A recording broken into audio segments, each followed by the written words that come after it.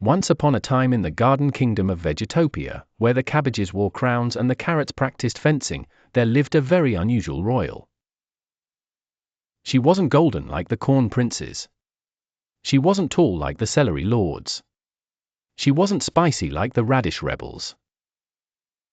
She was small, round, and bright reddish-purple from her head to her toes. Her name? Princess Beeta of the beetroot blossoms, but most called her the Beetroot Princess.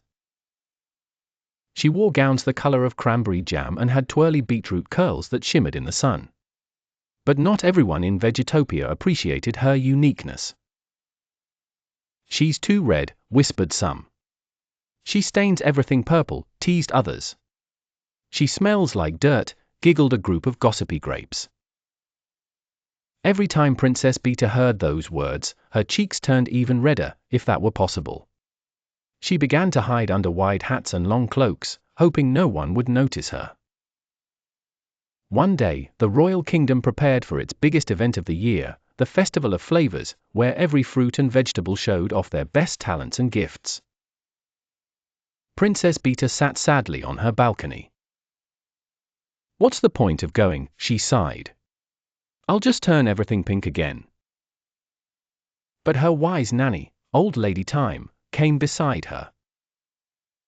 "Dear Beeta," she said softly, "do you know what makes a beetroot special?" "It ruins white napkins." Beeta mumbled.